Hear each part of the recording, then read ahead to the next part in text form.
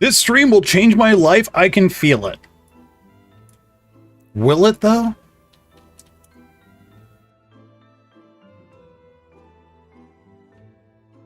Will this stream actually change your life?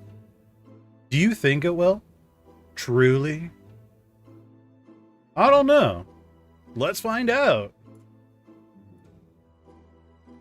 How's everyone doing today? Happy Friday, everybody. Let's get our Discord notification up and going.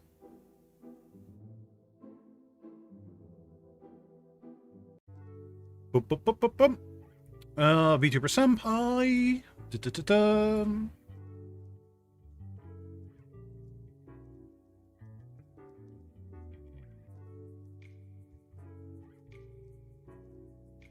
Going live notifications. Where are my going live notifications? Hey, Meg. I'll have confidence in your ability to influence. Would I be an influencer if I influenced people? But done. So I was going live notification. Okay, so at everyone, small VTuber syndrome. Reacting.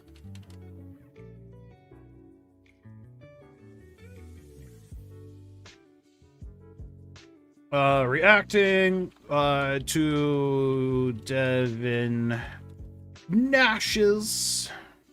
Does Devin have, yeah, Nash's small streamer syndrome. Hey, Lawnmower Girl, you were sick this week. Why were you sick, Meg? You're either an influencer or influenza. I don't know. Those are pretty, like, big differences, but yeah, maybe.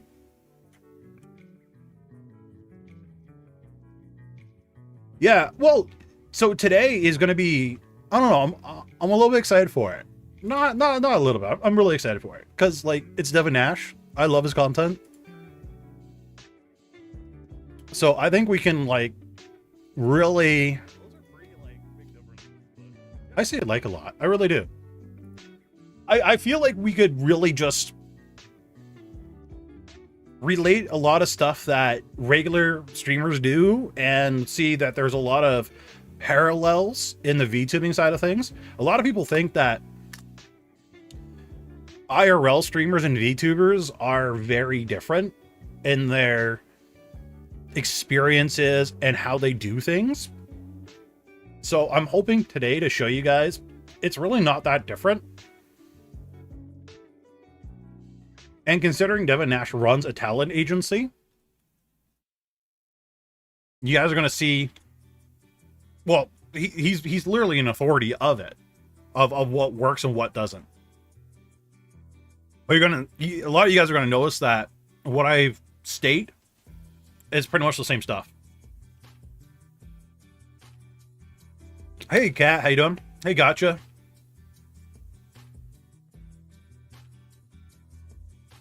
Gizo? I'm No, that was Raelis' and Mine's talent agency that lasted, I can't remember how long it lasted, like an hour? Maybe a day, I don't remember. Oh god, how long was that? Good times. That was good times. I miss running that talent agency. It was fun. We had such good moments. We had really good talent. Yeah, it was 2 hours, something like that. Yeah.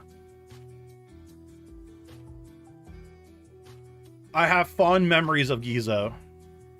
Thank you for joining Class 1A. Thank you so much for renewing. I appreciate it. Renewing your membership. I applied. I hope I could be accepted. The agency, like, yeah, it's not running.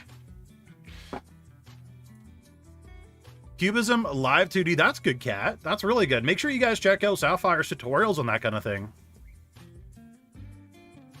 Hello, Zilax, how you doing? I paid $1 million to work for your agency. Have you guys noticed that? Okay. Very, like, close to what we're talking about right now. There has been a lot of agencies that went down this year. Like, a lot of agencies closing. Especially on Twitter. I don't know if you guys noticed that.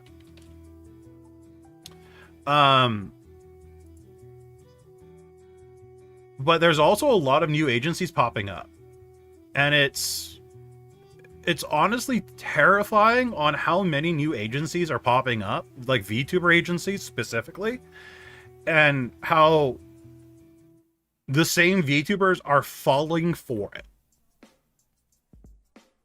Like, it's just crazy to me. Are you still making music? No. So I should explain a little bit of Senpai's Lo-Fi and what's going on there. So I wanted to have DMCA-free, copyright-free music for the VTubing community. A lot of what happens is, especially on YouTube, this is the problem with YouTube, is there... How do I put it? So a lot of people can rip off your music very easily and upload it as their own if they make minor changes. And that's kind of what was happening, is there was people grabbing bits of Senpai's Lo-Fi. Even though my music showed up as way older, they were still grabbing bits of my newer music, uploading it as their own, making a little bit of changes. And then other people, like my community members, was getting flagged for it. So I'm like, you know what? It's not worth it. Let's not bother with Senpai Lo-Fi. It's too much of a headache. I'm going to put my time and focus, and I have been putting my time and focus in other endeavors to better help the community other than like the music route. If I do make more Senpai's Lo-Fi, I won't put it on YouTube. It'll literally just be on Spotify. And Spotify and what other streaming platforms, and that's pretty much all, or the only place that it will exist. I saw 4 agencies trying to recruit on Twitter. They had less than 100. Yeah. There's been so many new agencies that less than 2K, less than, I'm not too sure about 100, but they're like 2K followers on Twitter. And they're making like promises and contracts, and it's so, don't get me wrong. I think if you think you could do something, you have a great business idea, I think you should do it. But if you've never built your own live stream, if you don't know anybody that, how do I put this?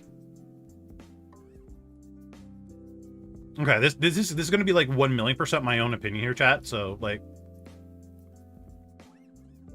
don't nail me on the cross for this one. This is my main problem with small agencies. Let's swap the whiteboard.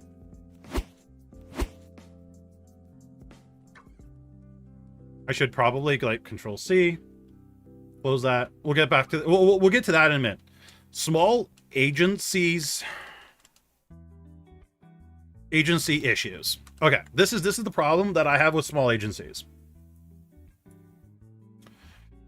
Many start out with great intentions. I spelled that wrong, intentions wrong. I don't care. Okay, so many start out with great intentions. They really do, right? Problem with a lot of small agencies that I've personally found, and hello Raylis, how you doing? Is they try to do things that much larger agencies do. So they're trying to do like a one-to-one competition with like VShojo, with Niji Sanji, with Hololive. Like I've seen some agencies trying to provide free models, free software, free equipment. You can't compete at the level that the large agencies are competing at. You really can't. You have to think a lot smaller. The other problem that I see with small agencies is they think they know what it takes to build a streamer slash content creator from and thank you, I love this suit. They think they know what they're doing. They think they know what it takes to build a streamer slash content creator from seeing and literally this is it, just seeing what other creators do slash give advice. And honestly, that's what it is. Like they have no experience in building a community.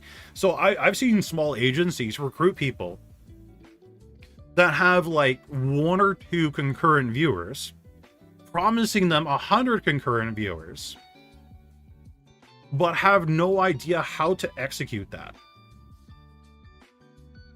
They have no idea. They have no clue. And a lot of the bad VTubing streaming advice that you typically see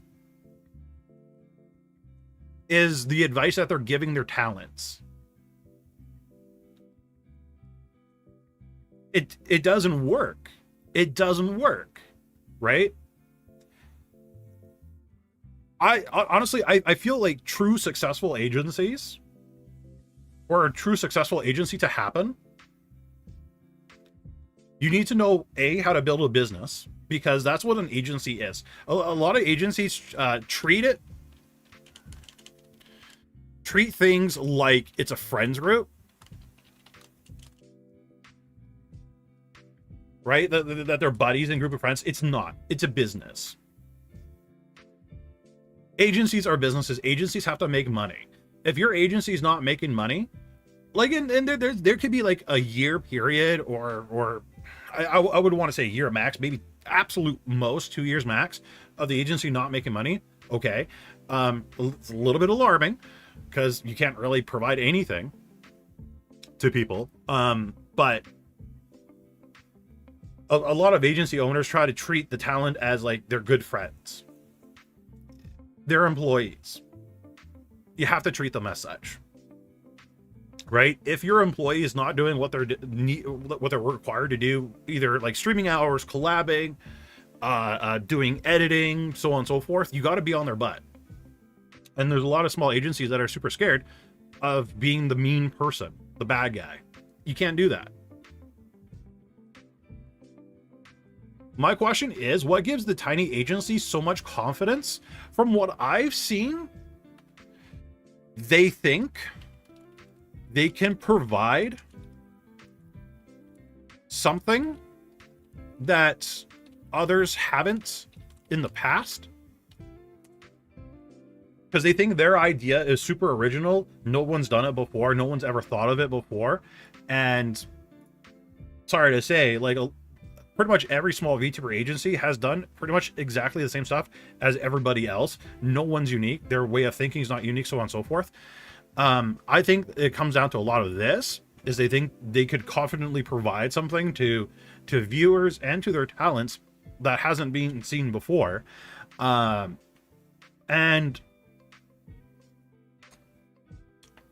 there has been a few that stated that they are doing it for fun. I've seen that, and if that's the way you're going, if you're trying to like do an agency for fun, don't do an agency.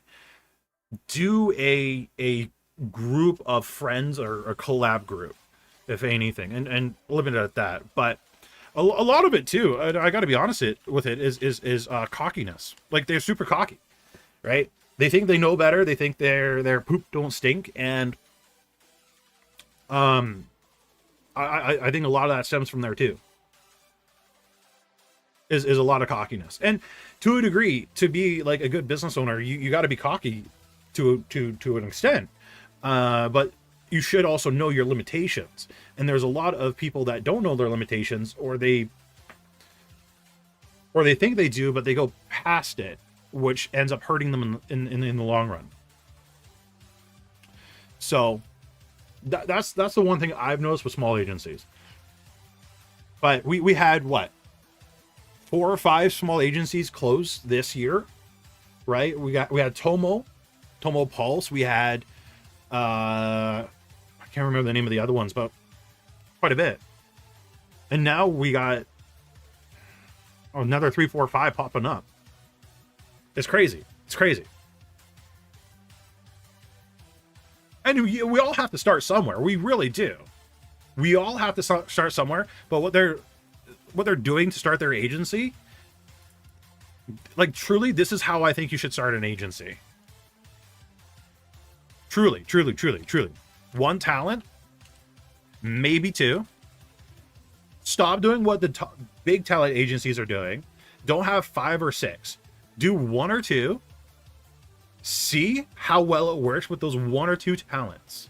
See how much time and effort it takes to support those talents before you try to do a whole generation of like 5 or 6 of them. When do you think it would be a good move to join a small agency? To risk it for a chance to be bigger? Never. I don't think it's ever worth it to join a small agency. I can never see a time ever that's worth to join a small agency. It's like an MCN, right? We had a whole bunch of MCNs, for example, on YouTube, where small YouTube channels would join this group, and they promised better cuts, better AdSense, better contacts, better everything else. It's the exact same thing. I don't think it's beneficial for any small streamer to join any agency, because everything you guys do, no matter if you're small, medium, or large, I'm very confident that like the vast majority of you could do it on your own. If you have the ability to do it on your own, you have the ability, or sorry, if you have the ability to do it in an agency, you have the ability to do it on its own. On your own. So I don't see any benefits of joining any agency, small or large. But there are people who are large content creators that join large agencies. The reason for that is because it could extend their brand or their image a lot further. Some people do it because they know their career is ending, and that's the last-ditch effort to regain popularity. Some people do it because they know if they join this agency, when they do decide to leave the agency, they have a massive following that comes with them. Kason being a good example. Though I believe Kason was popular before then, but I believe she's way more popular now because she was who she was. That's just my opinion, of course. So there's tons of reasons of why larger content creators would join an agency, but they have something of value to those agencies. Majority of you guys have, and I'm sorry to say, nothing of value, right? The majority of you guys struggle hitting the going live message, or going live button. Sorry, not message, but a lot of you guys struggle making regular content on YouTube. A lot of you guys struggle talking to your own chat. So you got to get past all that first before you even consider doing anything else. I think it's more of a group than an agency. It's worth trying. If you stand nothing to lose and stand and gain a group of people you can work with, no reason not to try. So there is, so Hooligan, you're right. But the problem is with a group that I've personally seen,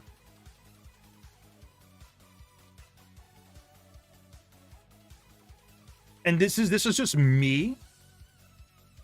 Guys, tell me if I'm wrong or not.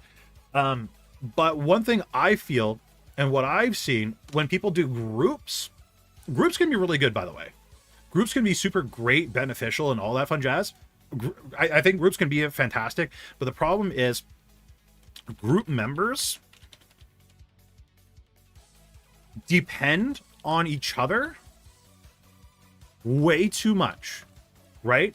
Especially if you are one of the group members that is very antisocial, really doesn't talk to their chat, but you have, like, for example, let's use Lewis Lutz for an example, right?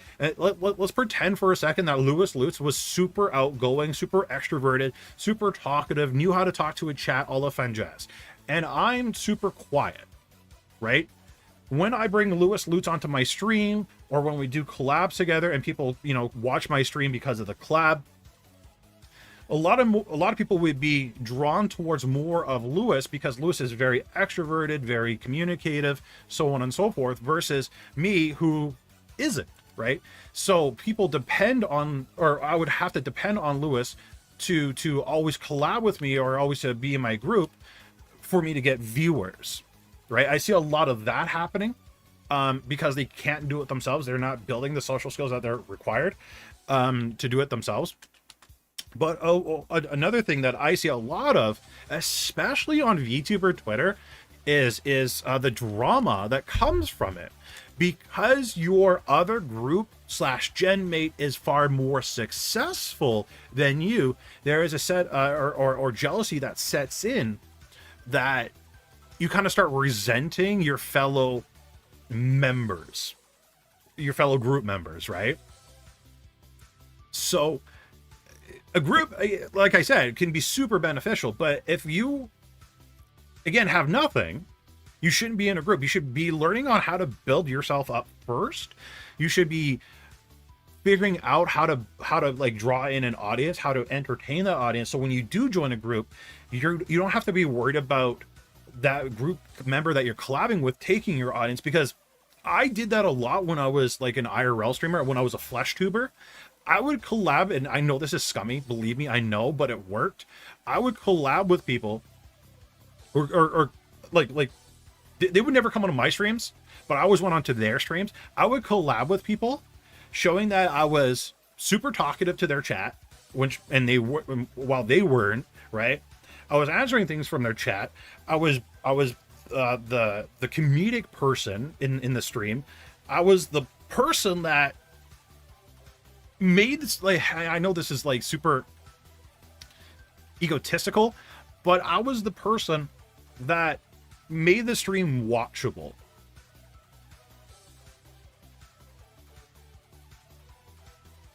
So it didn't really benefit the person I was collabing with, because those people would just come see me because they would shout me out throughout the stream. It benefited me more than the person I was collabing with, that I was grouped with.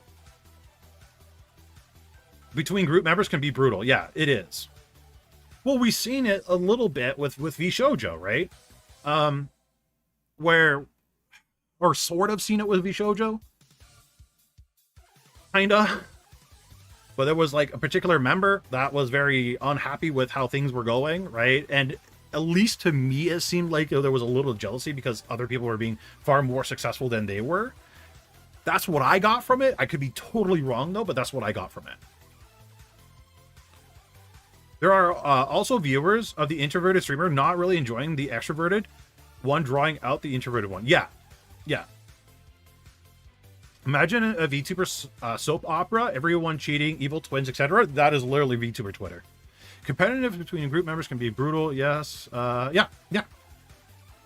Well, yeah, no. Everything that you guys see in IRL streamer groups happens exactly the same in VTuber groups. Do you think an agency of any size would ever want to do video content creator, i.e. not a streamer? I don't think so. Because agencies, like, at least with VTuber agencies that I've seen, they're always focused on the streamers. Always focused on the streamers. Always focused on the streaming, right? And it's the big agencies that kind of set that trend. Not many people can really think for themselves. I think truly an agency, a small agency that could be successful is start recruiting members that make content on YouTube, make content on TikTok. Help them build that audience up, so you always have people coming in. But again, at the same time too, you gotta be careful because of contracts, right? If you spend all this time and effort, especially as a small agency, building up somebody, and their contract is up within a year, and they decide to leave, all that time, all that effort that you put into that person, now all that's gone. And you lose all that audience base. And that's kind of why I think there's a lot of small agencies trying to lock people in to, like, literally, no word of a lie, chat. I've seen small agencies trying to lock people in for 5 years. I don't know if Rayless ever seen that. But I've seen one contract that was 5 years. And I think that's just absolutely crazy. Her TikTok is removed in some states. Is that true? I do not know. It's possible. I truly do not know that though.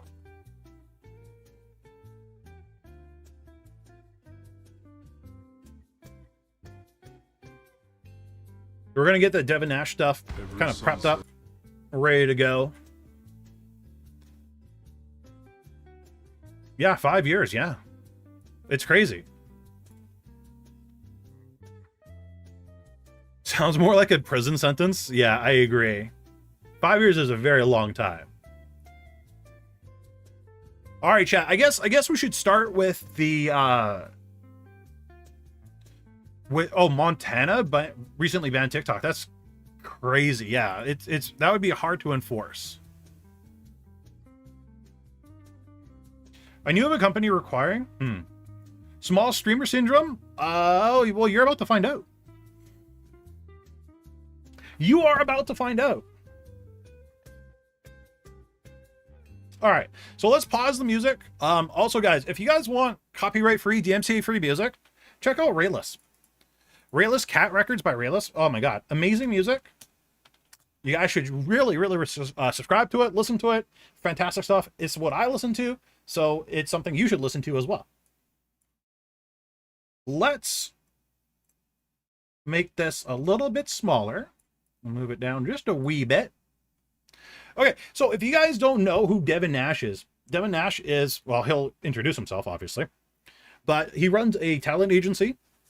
And he represents a lot of the streamers that you see on Twitch, content creators that you see on Twitch, does brand deals, all that fun stuff. So please, I'll link you guys the video as well if you guys want to check out the video. Or as soon as we're done reacting to it. But yeah. All right, let's watch some Devin Nash chat. Or let's react to some Devin Nash. Not watch, let's react. We're going to Asmongold react to this. Okay, hello. Hello. We talk about a lot of serious topics on this channel, but Yes, today we will talk about one of the most serious of all. By the way, can you guys hear him?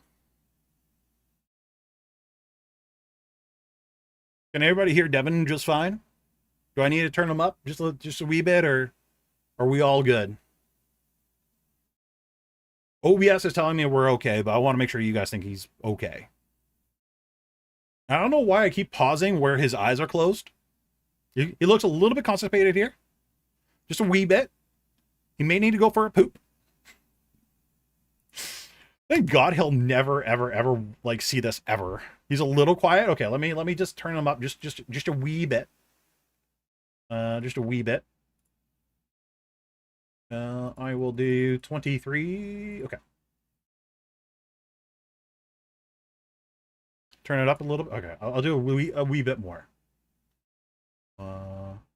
24 decibels. Okay, let's do that. This is a disease more contagious than any virus you've ever heard of, and it's far more lethal. Yes, I am talking about the dreaded small streamer syndrome. What keeps people in the mindset and reality of having no viewers and not attaining any of their goals? Today, we'll get into some of the common mistakes, and you probably know someone like this, or maybe you are someone like this. So we're going to cover all of the common mistakes that broadcasters make in this tier and what some of the hilarious things they do. That just drive me up the wall. Crazy that I hear hundreds of times all the time. So before that, couple of things real quick. Of course, Welcome if to you like this Senpai's channel, we cover all Academy. manner of business topics in the digital media space. Toss it a subscription. I've seen a lot of you doing so since I started saying this, so I really appreciate you doing it.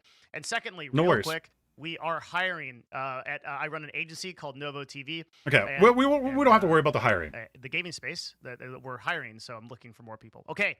Okay. Without further ado, let's get into it. The most common mistakes that broadcasters make. We will need small broadcasters. We will need a very special tool for this. What is it? Yes, we will need, at the height of technology. What is it? Come to save us all. Oh, it's Notepad. Okay, we're gonna number these. All right. Number one. Okay, what's number one? Give it to Number us. one. Not necessarily the number one mistake, because the number one mistake will be in a minute. It will be the last thing I say. All right, This what will is be it? the first mistake that people make, and that is a catch-all category for freaking overthinking. How many of you know a person who does this? And I think just not getting started. Okay. Okay, so let's talk about that. So how do VTubers really relate to this? Some of you guys will know. A lot of you, everybody here should actually know what it is. But what do VTubers do, right? Before we even hit the going live button, they make a Twitter account, trying to garner followers by posting super lewd tweets or reacting to everybody else's, retweeting everybody. They're doing everything that they can to possibly get some attention on them before they even go live, instead of just hitting the go live button. What else do they do? Right? We really focus, and this is one thing I really hate that VTubers do. And VTubers do this a lot more, and it's horrible, but they do a lot more than small flash tubers, small IRL streamers. But we demand that we need emotes right off the bat. We also demand that we need a high-end model, or a model in general, when the vast majority of you guys don't even know if you like streaming yet, right? You have no idea if you like hitting the going live button, but you guys are trying to invest a lot of money that you don't have into getting a model before you hit the going live button, and or creating your own, which is totally okay eventually after you do it for maybe 2-3 weeks, maybe like trying to figure out if you actually like what you're doing, actually like talking to a camera, actually like talking to people. And a lot of you guys just try to focus on things like these instead of just hitting going live. I'm a year in now, haven't hit go live yet, just me and my V-roids. Lawnmower Girl, thank you for stating that. I need to make all my social banners. Yep. I need to make an info section. I need emotes. I need the first 30 scripts written for how specifically I will greet every viewer I get. Okay? Overthinking is one of the number one things I see that will just cause people to not only fail, but also like literally just never get started. So you guys see how this kind of relates with the VTubing sphere, right? You need to make an info section. A lot of you guys are spending a vast amount of times trying to credit other people before you're even trying to like get your own image off the ground, before you even try to start your own image. I went a month straight and I got amazing growth. That's good. Now it will vary for people. It will vary for people. Yeah, I get so many emails from people that are like, yeah, I'm thinking of starting my stream. I'm preparing in about 3 or 4 months. Like, I'm going to do my first broadcast. Like, I'm getting ready for it, setting things up. And it's like, what? Download OBS. Click recommended settings. Begin.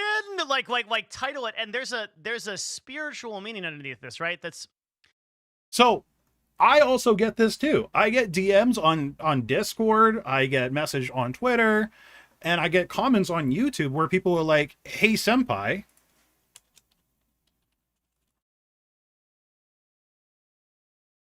I can't even spell.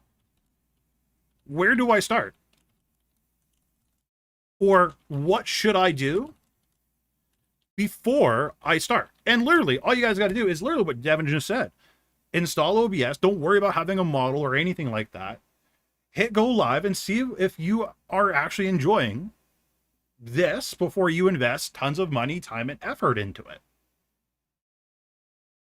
So much of when and I'm so passionate about this subject because I truly believe that everybody can be successful. But there are these sort Yep. of limiting factors in people's minds that I don't even think that they're conscious of that cause them not to be successful, and they just churn in this lack of success over and over again. And this is probably going to be one of the most important talks I ever do in the context of this. Like, it all starts with like overthinking. It all starts with this Yep. idea of like, why are you taking so long to do your thing?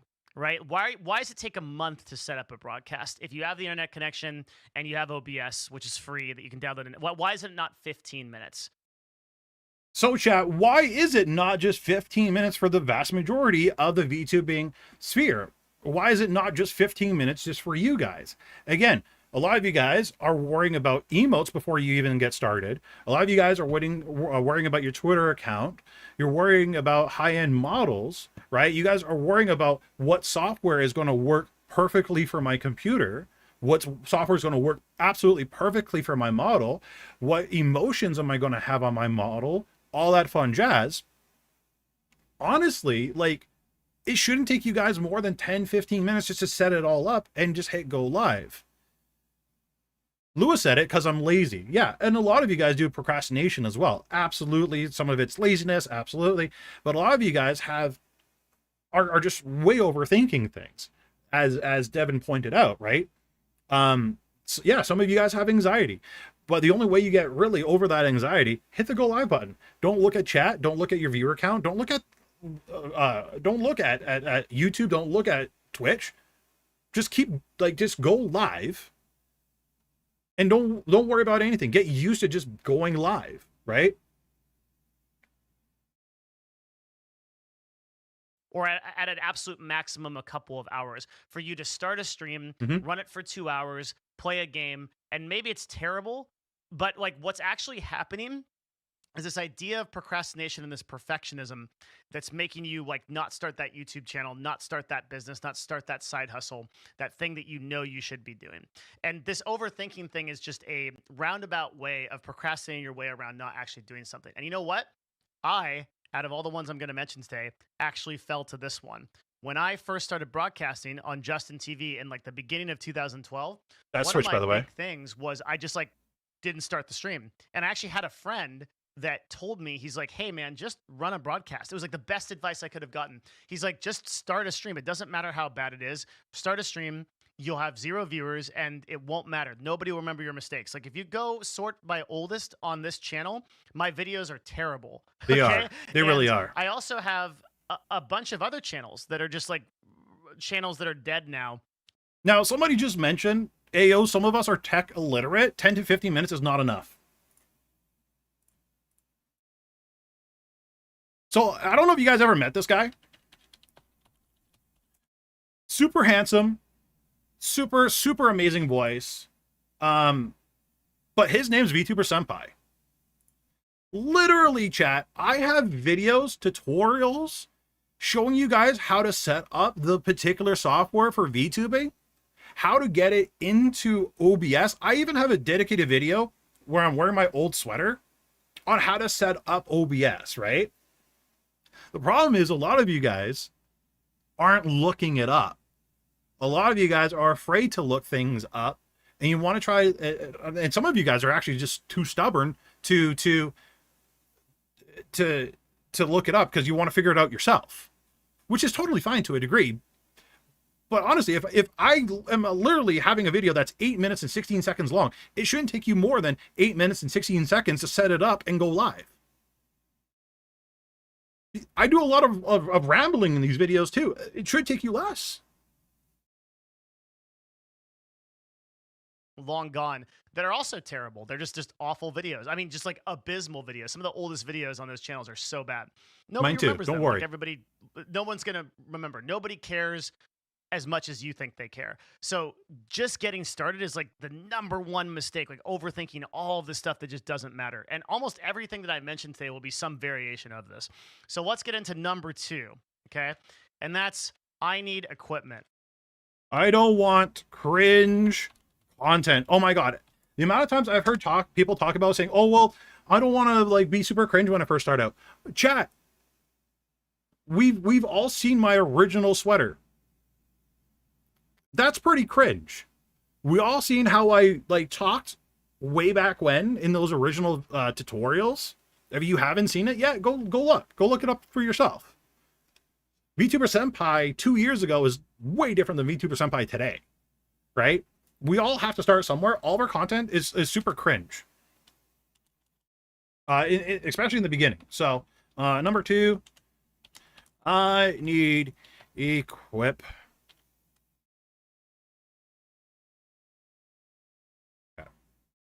Okay. I'm not ready unless I have my SM7B, great microphone, by the way.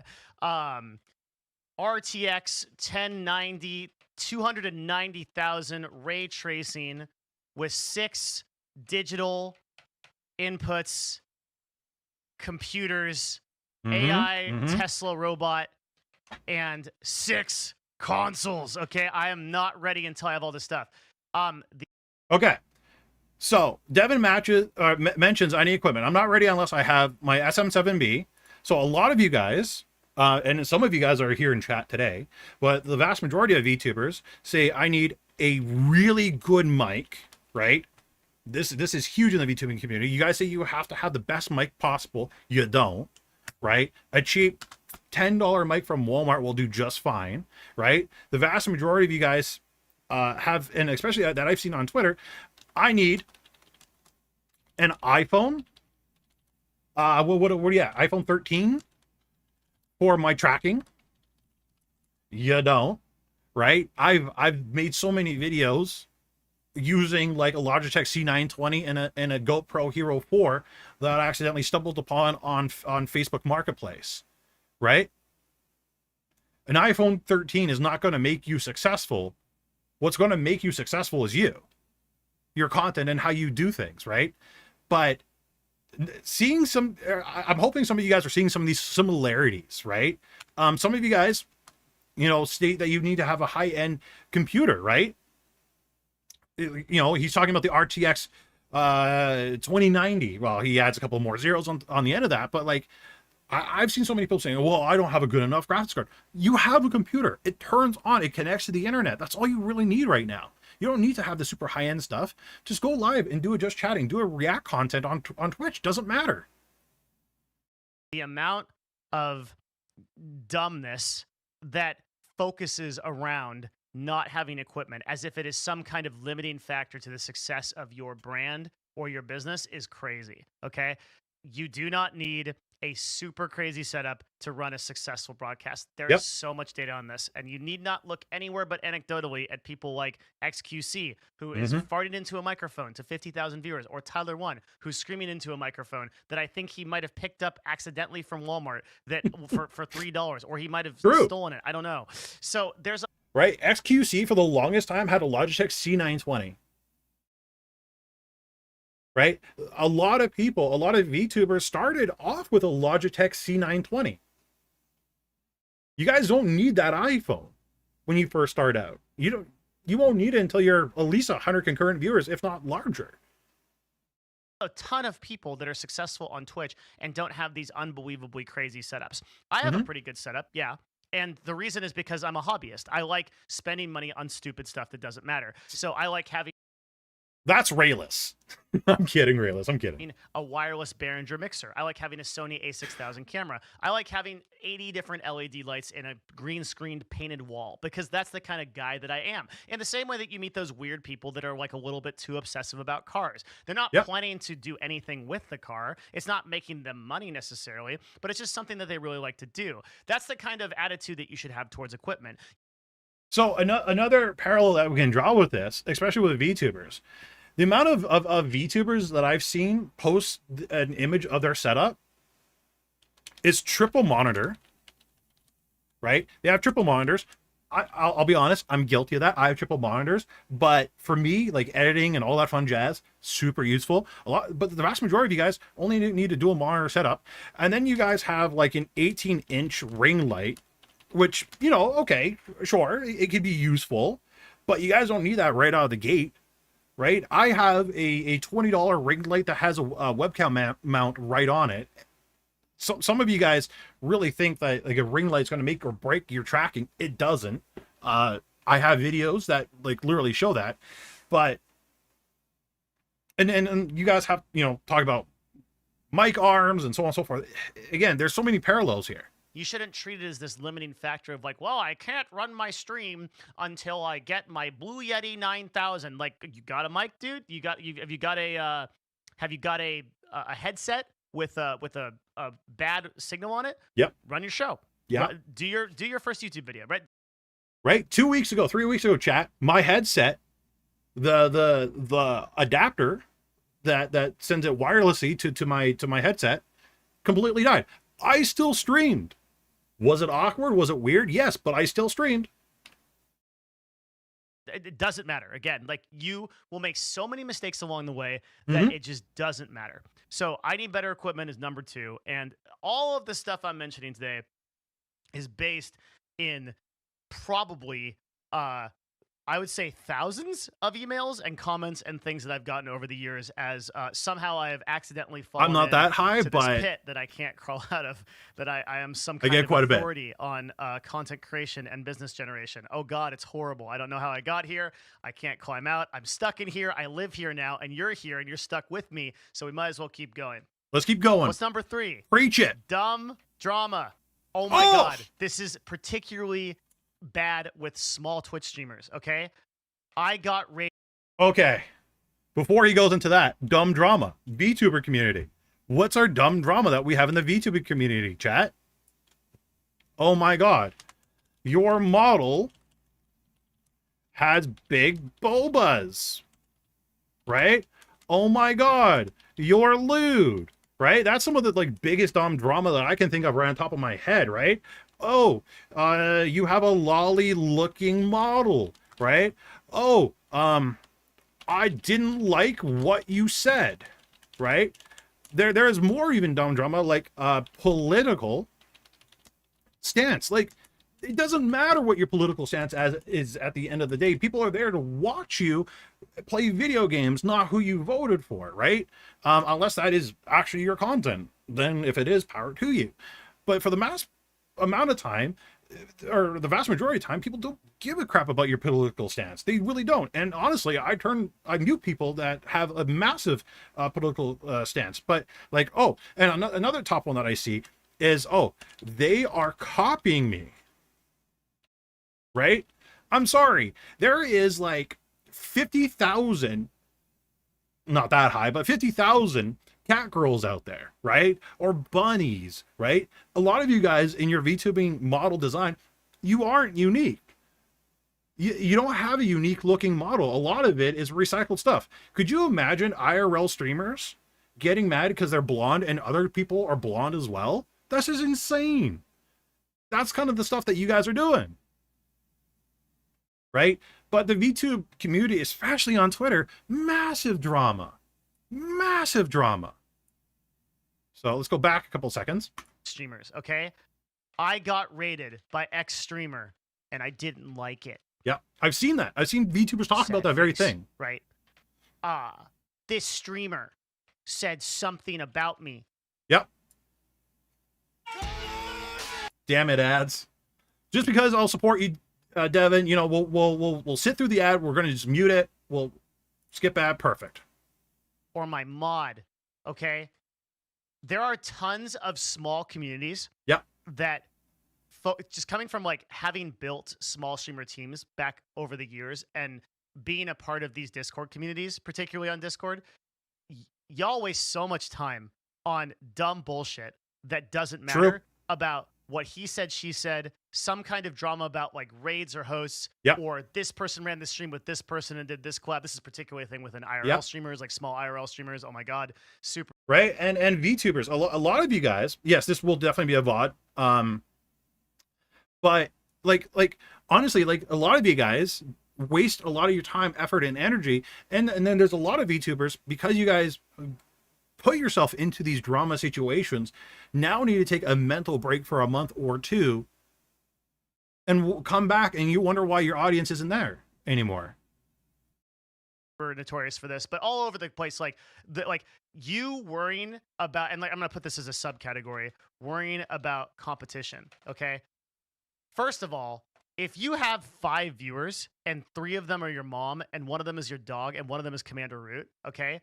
And you're worrying about the 7 viewer dude over in the Dark Souls category that is stealing your, like, you got to level up. This is not good, okay?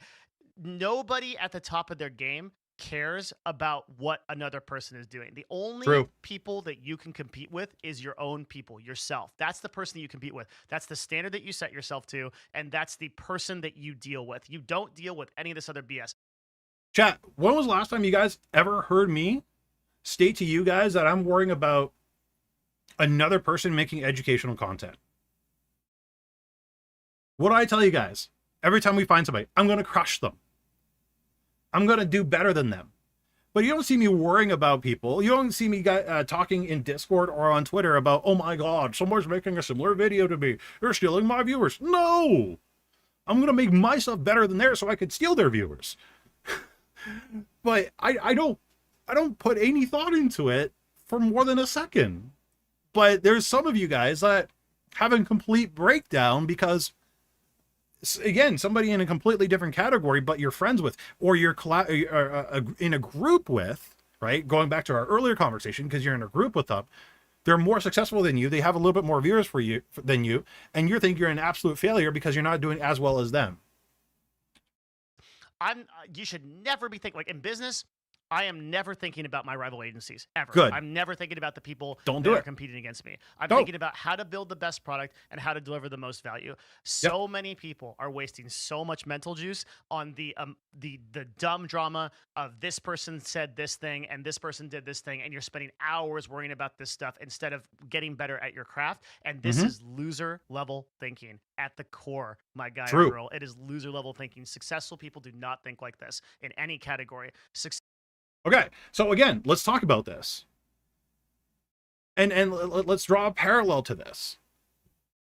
Do you guys see a lot of the big VTubers doing that? Talking about drama, worrying about each other? When you do, it's crazy rare.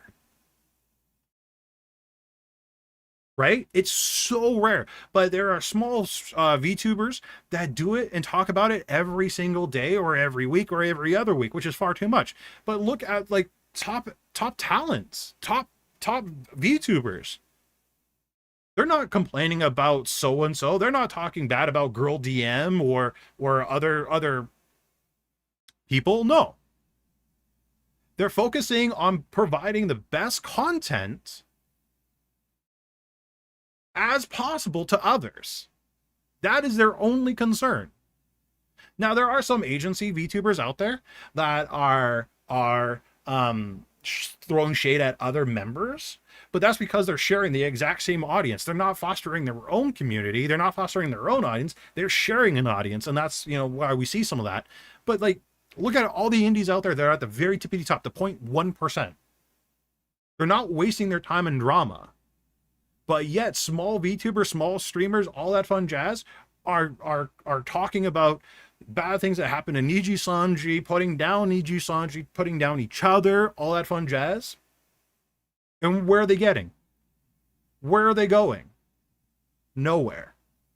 Successful people at the top of their game are only thinking about how to get better at it, and they're not focusing on dumb drama. This is something that I feel a lot of people fall into, and one of the mistakes that they make is they stick in this and they barely even know, like, how the hours are going by on Discord calls, on chat rooms, on dealing with this stuff. The number of times that I have confronted somebody that either doesn't like, but that's another thing people do, is like they get like, this one person in my chat came in and said something mean. Like, my guy, if you're having this problem, get ready for when you have thousands of viewers and this happens at scale. The number again,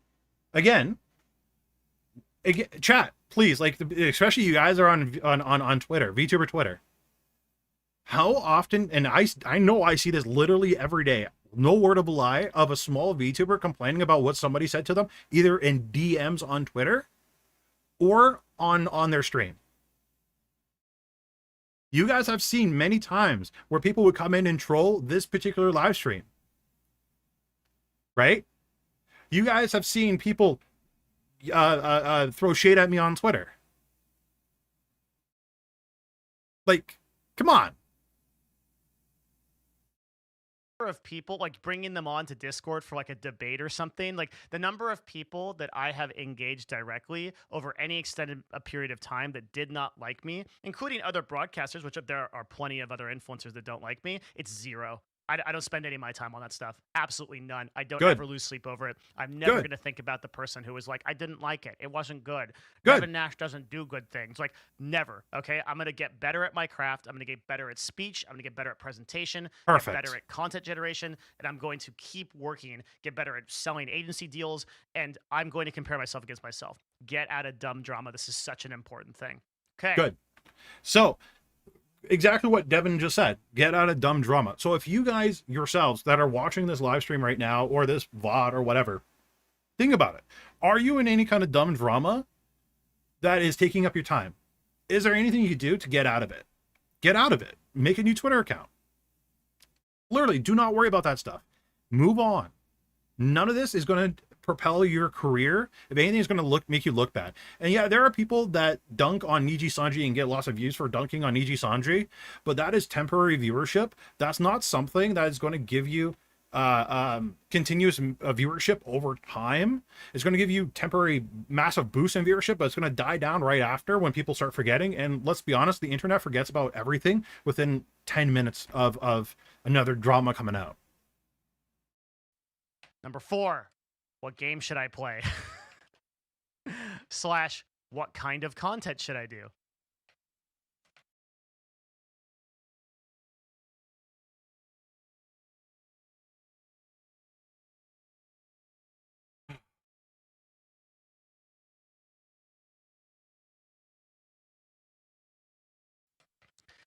People spend hours thinking about this. It is one of the major factors that drives people to channels like this one. It's like, what should I do, Devin?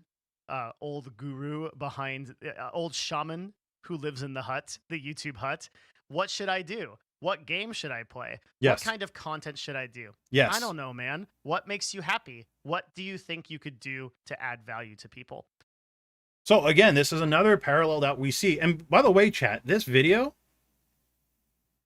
is like a year old, almost 2 years old.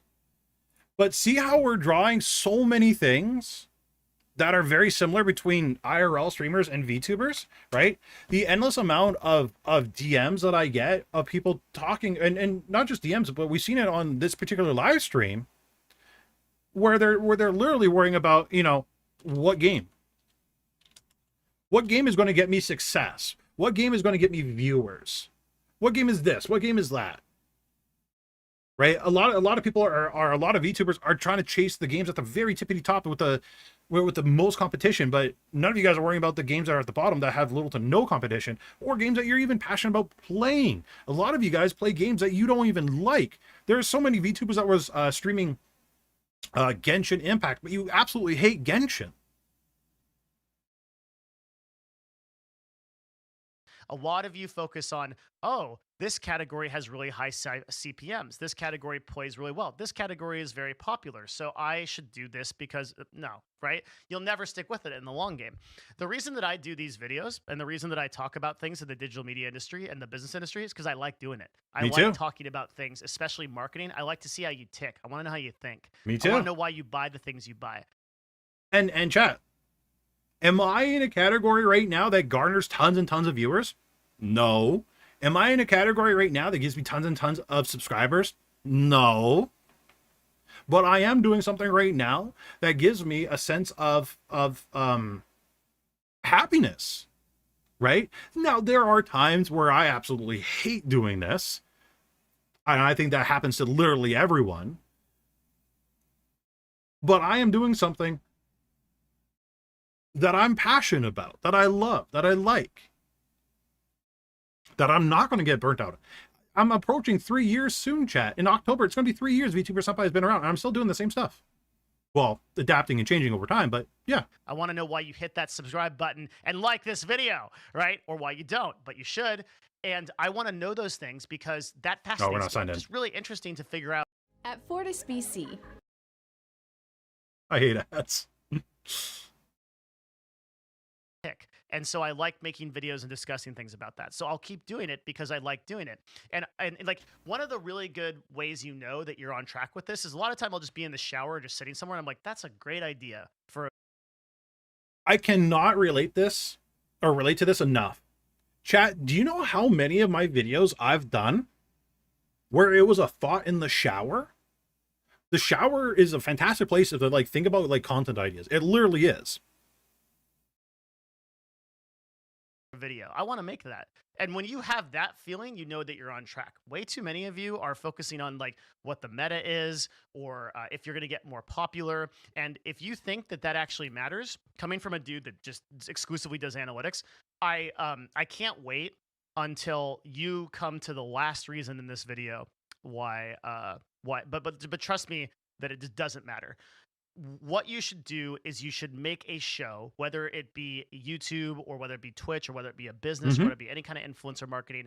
You make a show that is providing value in some way. And there's a lot of ways to provide value. It's not just informative or things that educational like I do. You could also do entertainment as value, right? Yep. But if you're running the most boring show in the most popular game category, nobody cares. If you're doing let's plays that are super boring, that's a 4-hour playthrough of you playing Resident Evil Village, and you're sitting there like, well, now I'm it's the lady, it's the big lady. You know, how many VTubers have we seen do that very thing, where they're gonna while they stream a game, a let's play, like again, Resident Evil, Legends of Zelda, or the new Zelda game that's coming out right now.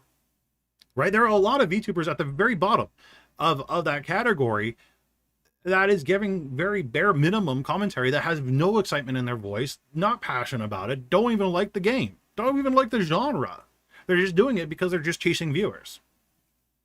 Like nobody cares. Like you have to, especially in a saturated market, you have to differentiate into, you know, what I like to refer to as blue ocean strategy. Not my term. It's a book somewhere that you shouldn't read because it literally is just about this one concept. But the idea of being like, you create open markets by being in by providing so much value and by providing so much worth that the market opens up for you. So chat, what value do I provide to you guys?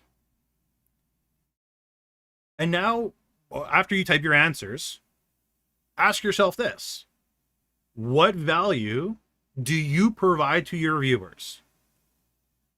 And if a lot of you guys say entertainment, you're lying, or you're not being realistic to yourself. And I'm not trying, like, I'm not saying this to be mean. I'm trying to be like the only person that it's honestly, I'm probably going to be the only person that is real with you guys, because not everybody, if everybody was absolutely perfect, then everybody would have the exact same concurrent viewers. They really would. So what value are you giving to your audience when they're watching you?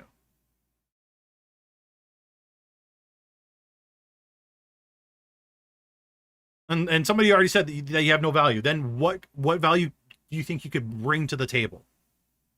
Think about that. Right? When you watch Thorn Scale, the value he brings to you is insight on game development. When you're watching Starlight or Sapphire, the value that they're giving you is educational on how to do art, so on and so forth.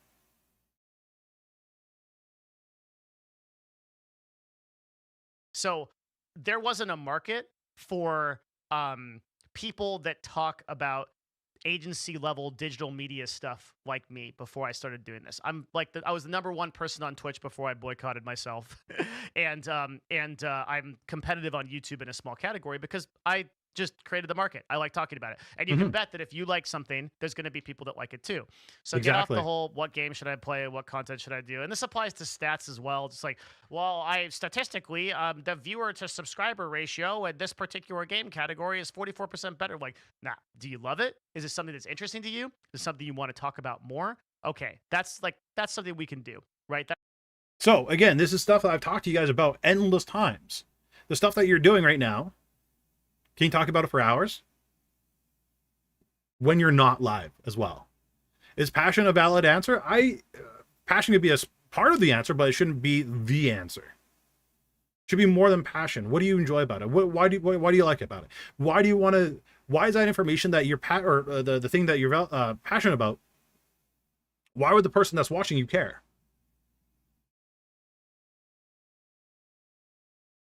That's like a conversation we can have. Otherwise, don't waste your time. Number 5. What is it? Give it to us, Evan. How do I monetize? Oh my God. Oh if my I God. get another email that says, "Hi, I have 50 viewers. I want to go full time." Stop it. God. Stop it. Stop it now. Stop it now, Goku. Just don't do that, okay? You should not even be thinking about monetizing your audience until you are I would say for a Twitch streamer or for a live streamer, until you are well past 500 viewers, which Now, you don't have to be well past 500 viewers, right? A lot of content creators can make a good revenue, even 50 or 100 concurrent viewers, right? But the vast majority of VTubers that I see, right? Me personally, this is my personal opinion, especially ones that stream on Twitch. What's the first thing they talk about? How do I get monetized on Twitch? How do I get to affiliate as fast as possible so I can be monetized on Twitch? Right? A lot of you guys are chasing the paycheck, which is totally fine, totally okay. I get it. You want to chase the paycheck, right? You want to make some revenue off of what you're doing, but are you doing it for the right reasons? Are you actually passionate about the content you're making, or the money that you're receiving, which isn't a whole lot in the beginning, right? So there's, again, the vast majority of the VTubing community, especially on Twitter, a lot of you guys will do things like a sub marathon, right?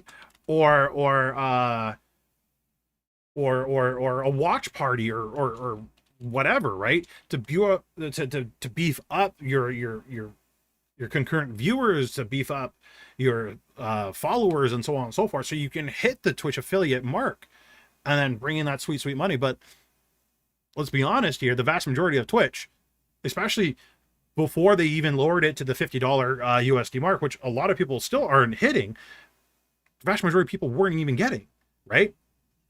So don't stop worrying about Twitch affiliate. Worry about, how am I going to attract people to my stream? How am I going to have them stay? And what kind of content am I going to provide to them? Right? Another top thing that I see a lot of VTubers talk about is sponsorships. It's crazy that, and this kind of ties in, I'll make it separate. Agencies. But like, people are joining agencies, for example, because they want the bag, right? They want to make some sort of revenue from said agency. You're not joining the agency for the right reason. The vast majority of people that I've seen apply for an agency, you mostly want the bag that comes from working with said agency, right? Back to sponsorships, right?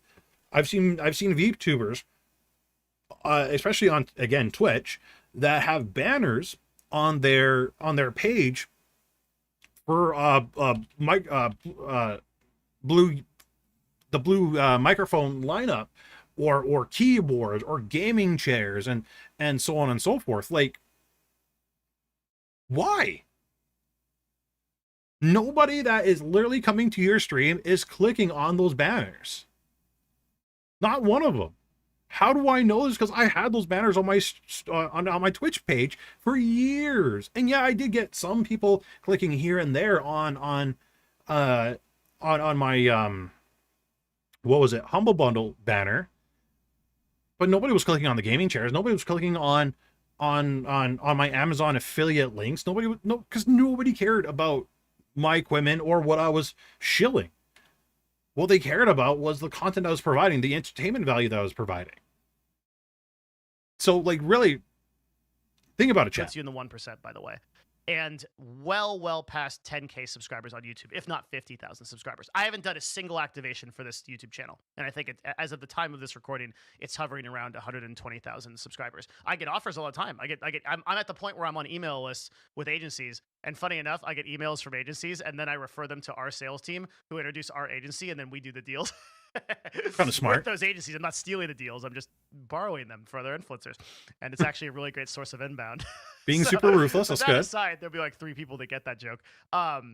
I haven't monetized this channel at all beyond ad revenue. I just don't care because my focus is on bringing you value. And that's why you don't get any interruptions in these videos. Like, this video brought to you by this mobile game. Oh my God. Like, maybe someday I'll think about that, but I'm here to provide value. I'm here. And this kind of goes back to number 4, which is like, you should enjoy what you're doing. Right. Exactly. Way too many people are going to get stuck in like, well, I'm signing up for my affiliate program, and I now, with my 10 viewers, have made 40 cents off of selling a TV to a guy on Amazon. Like, you're again. And this is kind of like horrible to say, but this is a thing that only exists in the VTubing sphere and doesn't exist in the live streaming sphere. But a lot of you guys are more worried about, and this is like a really bad thing in my personal opinion, but the vast majority of you guys are more worried about putting in credits for your artists than you are in your own stream, right?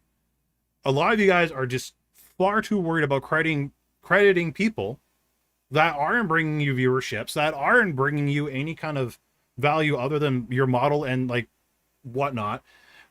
But for VTubers, this is a huge one where a lot of you guys will just spend a lot of your advertising space, because literally that's what it is, advertising space, advertising for other people, not just artists, but like friends that you collab with and so on and so forth, right? A lot of when you guys are super small should be worrying about you and you alone. When you build an audience and a following and so on and so forth, then start adding stuff for your artists where you could credit them, because at least at that point you can actually have a chance of sending people over that way.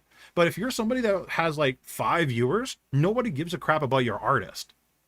Some of you guys are going to argue with me about that, but you're all wrong, because nobody cares. Nobody cares. There are some artists that will get business, but the vast majority of those artists that you're getting business from credits and so on and so forth is people with an actual viewership. Minimum, I want to say around 50. But nobody's doing it for the 5 viewer person. It's not happening. Wasting so much time that you could be thinking about how you provide value to people, because everything that you do in your business or to This is where I disagree with you heavily. Always credit your artists and riggers. Hard stop. Okay. You want to credit your artists and you want to credit your riggers? Absolutely, go nuts. Credit them on a pinned tweet. That's where you credit them. On a pinned tweet. You want to do it? Go for it. Do it on a pinned tweet. The problem is, and what Starlight just said, it's the first thing on their profile. They're getting like super nice fancy link trees and banners and so on and so forth. But you guys are too worried about crediting other people when you're not even doing things for yourself. You're propping up other people before you even propping up yourself. Right? You guys may disagree with me, but I'm sorry. The fact of the matter is, people aren't watching you for the artists that you used. If they're interested, and the problem is too, chat, a lot of the people that are watching you, for the most part, if you're doing it right, are people that are interested in your content, not really interested in being like a VTuber. Let's be realistic. That's what it is. That's the audience you should be cultivating. If you're cultivating people that are interested in being VTubers and being your competition in that particular sphere, you're doing something wrong. Because are they actually interested in your content, or are they just interested in just being there to support you?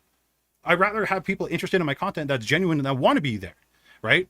But if you guys are going to do it, sure, do it in a panel. And I've said this in so many stream reviews, panel at the bottom. Right? A pinned tweet.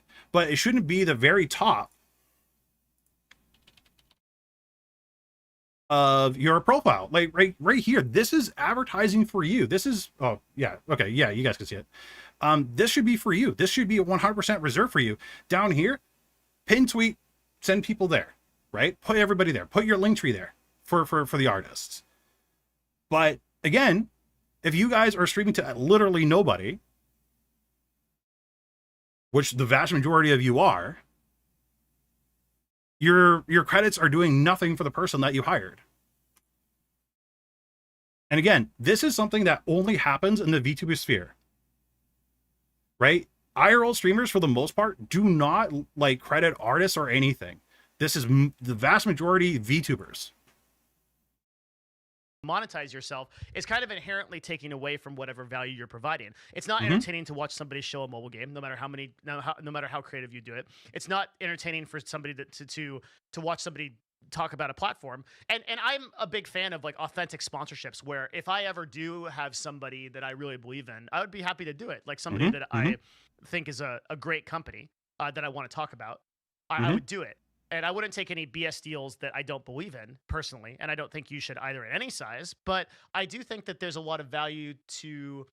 Yeah, the vast majority of the VTubing community is conditioned to credit artists and whatnot.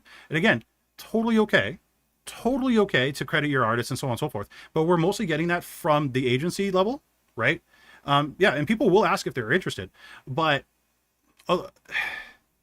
And again, I know you guys are a lot of people are going to disagree with me. That's totally okay. You guys are very much entitled to your own opinion, but I see way too many people worrying about others before they're worrying about themselves. Like when your plane's going down, they always tell you guys to like put your mask on before you help others. Small VTubers that are streaming aren't even putting, you're not even putting your mask on first. You're putting the mask on literally everybody else, giving them life support, giving them oxygen before you're giving yourself oxygen. You want to really help out like artists and so on and so forth. Build a good audience base first, so you have a place or the audience base to send to, or send people to the artist, right? And especially this is another thing that I've seen a lot in the VTubing community. And I've had people actually, ask me about this, but people crediting artists that didn't do the work correctly, did the work poorly, and they absolutely hated their business encounter with, right? Should you still credit the artist then if you had an absolutely horrid time with that particular artist, right? A lot of people on the VTubing community on Twitter would still say yes, right? I wouldn't credit any artist that I'm having a horrid time with, because I don't want other people that possibly go there want to have, I don't want them to have a horrible negative time, because it makes you look bad as well. It really does. The principle of promoting yourself first is sound, but the actual act of credits somewhere still matters. It only matters in the VTubing community. It doesn't matter anywhere else. Why is that? Eventually taking sponsorships that you really believe in, but I think that should be much later in your timeline, and you should already be a success beyond any measure before you consider taking those deals. So some of you guys are saying you just won't use the art. That makes no sense, because you just put a huge investment in it. Like a lot of you VTubers are spending like hundreds of dollars on emotes that you've waited 6 months past the due date. You're gonna tell me you're not gonna still use the emotes? No, come on. Credits don't start at the beginning of the movie. Yeah, exactly. Credits are always at the end, because they will take away, especially in an initial audience. If you go into like a 20 viewer stream with like one moderator that's spamming way too much, and that's this dude's like, I'm sponsored by this mobile game, and like maybe he's just lucky enough to answer an email and somebody tossed him a bone for a couple of cents, that really turns you off from like whatever value you think that person's going to provide going forward, right? Like it's very true. It's just not a good look and not a good play. So again, I think like until you're at like 500 viewers or more, or like 50,000 followers on any respective platform, I wouldn't even consider it. And again, like I'm a living example. I don't think I would do a sponsorship on this channel until maybe 300,000 to 400,000 subs, and it'd be like extremely low impact. It'd be like a very brief call to action or something. Now ask yourselves this: what size would you guys be when you start taking on companies and promotions and all that stuff? And then I'd be done. It would be like a few seconds and I'd be out. I think that's how I'd play it. And I think you should do this. All right. That brings us to the final and most important. Yes, it is the moment you've been waiting for. It is What is it? Number one, it's actually number 6, but it's the number one most important thing, particularly for live streaming, and that is, What is you it? think that Twitch discovery will actually get you somewhere? Let us walk with me now Let's on walk. a thought experiment. Let's do it. As we go into the categories list of Twitch and I select Mhm. a random category. I like Apex Legends today. I hate I will Apex now Legends. scroll down for a while. Please tell me how anyone will find you in this absolute donkey nest Yep. of a discovery system, okay? Yep. I'm never going to find nothing normal. Now, there have been things that Twitch has implemented to help the discovery of small streamers and small VTubers and all that fun jazz, right? What are some of those things, right? The recommended section, right? Tags was another huge one that Twitch implemented, that thinking it would help people. Did it really help the small VTubers at the bottom? Or the small streamers at the bottom? I'm never going to find this person. I'm never going to find, and it goes on and on. Oh, it's a VTuber. And on and on. So let me give you some really great stats, okay? Give it to us. When people are searching for categories, Yes. I'm literally going to reload this Okay, no, we're back up. When people are searching categories. Okay. Damn it to hell, Kia. Now I hate Kia. law. Okay. The most amount of viewers come into the first 5 discovered places. Yeah. There's Top row. An Easter egg there, which means that if you're streaming a niche game category, like one of the very popular ones like Dead by Daylight or Magic the Gathering, you can potentially get new viewers just by virtue of the fact that you're the only person doing it. There's actually a person who built a. So what he's talking about, this was when Dead by Daylight was actually like super tiny. There was hardly anybody that was streaming that particular game. But for example, what he's speaking about here is like, for example, let's say Hunt Showdown, right? If there isn't a whole lot of other competition in there, for example, you have a chance of pulling in the higher viewership. Especially, and you have the better chance of being rated and so on and so forth, because there isn't a very much competition that's in the category to rate. Hunt Showdown might not be like the best example. We could do like Resident Evil 4 maybe, right? There isn't a whole lot of people streaming close to the bottom here. Brand this way. He streams only Civilization. I can't recall who it is, but super awesome person, and just streams Civilization. And because nobody was streaming Civilization, and he just did it long enough, he had like a Civ following. So this could be very bad for variety, but in that way, that's kind of a helpful atom. So people will go into Nick Burke's channel, people will go into this Taxi2G person or whatever, and then once you're here in this second category of people, you're just so at this point, like down here, even down here, your discovery on Twitch is 0. It's 0. And then once you're like even here, where we're already in like the 50 to 100 view range, no shot. Nobody will ever find you. Nobody will ever find you from Twitch. And you can just pull chat. Now, how are they being discovered? How many of you people found me from Twitch? And it will be nobody. So Twitch discovery is the biggest meme ever. And I've done so many talks to this end that I'm exhausted, but I can't explain to you. And there's going to be a lot of people. So before he goes on like another rant and rambling and all that fun jazz and stuttering like that I do, the small VTubers at the bottom, right?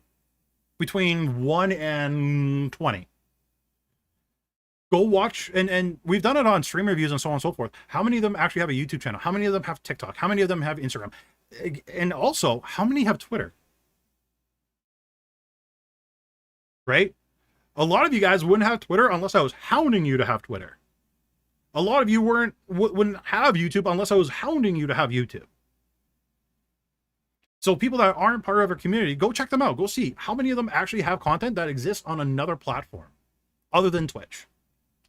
That are like, but Devin, what about the recommended section that Twitch added? Doesn't that sponsor get small stream? Nope. Nope, it doesn't. No, your recommended section can't help you at all. Nope. There are 9.5 million, that's with an M, broadcasters per month on this platform as of the time of this recording. The last time I said that number was 6.8. Okay. And there's Stream. What chat? What's the name of that streaming stuff? Twitch Analytics. I think it's Twitch Tracker. It is Twitch Tracker. Active streamers. Active streamers yesterday. 1.1 million. Active streamers daily, 1.1 million. Total streamers in April, 7.2 million. And we're 19 days in. We're not even the full month. That's how much competition you guys have. On if you're solely only streaming on Twitch. a thing called a streamer to viewer ratio. Okay. What is it? About 4 years ago, Okay. the average ratio for streamers to viewers was about 1 to 80. That's pretty About 2 years ago, it was 1 to 40. And, Jesus. about now, it's 1 to 24. So what is that telling you? And remember, this information is 2 years old. old. One streamer, there was 80 viewers available. Fast forward half the time, one viewer, there was 40 viewers available. Fast forward to now, and it's 1 to 24. So what's happening? What is The happening? amount of viewers is not keeping pace with the amount of streamers. Mm-hmm. The barrier of entry is too low. Exactly. It's too easy. It's too easy to start OBS, despite the fact that all of you are making these mistakes like overthinking. It's too easy to start True. OBS and to do it. It's just too easy. So what's happening is that it actually, this is like insane because only Twitch has this problem. It's nuts.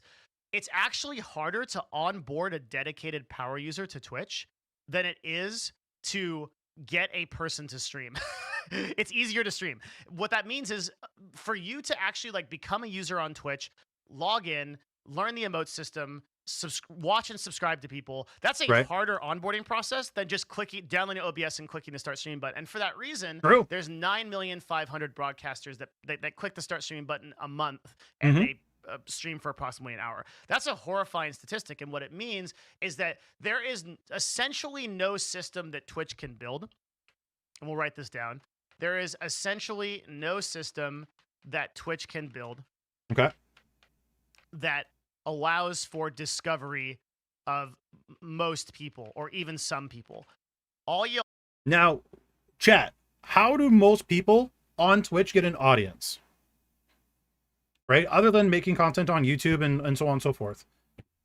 How do people do it? Right? And this is something Devin was talking about not even like a few minutes ago, but it's usually, right, sort by, this is default on Twitch for me, viewers high to low. And it's the first 2-3 rows that get most of the viewers. And then it's a steady drop after that. All that are hoping, like I hear this all the time, right? There's all these people, and Twitch will pay lip service to this, right? You can go to like their creator camp or whatever, and they'll be telling you, we're always working on discovery for small streamers, which is basically not true. They're looking at making more monetization options, but we don't need to, that's a whole rabbit hole. I won't go there. Oh God, be careful. That's a a chasm I can fall down for many, many hours. And these videos are long enough. So suffice to say, Twitch will never build a reliable small broadcaster discovery system. You are waiting on a person. You're like the person that's looking out into the sea, waiting for their husband or wife to come back from the war. They're never coming, honey. They're not coming. They passed away overseas a long time ago. You got to move on. You are never going to get help from Twitch to get your stream discovered. Okay, so Ember just asked a really good question. Did you see a drop-off in live stream audiences moving from Twitch to YouTube streaming? Chat, what do you guys think?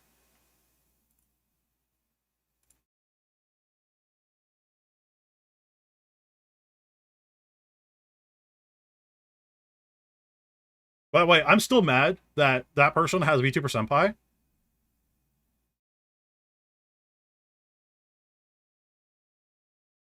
Right? Average viewers of all time, I was averaging 9 because I was way down here. But over here, I was doing really well.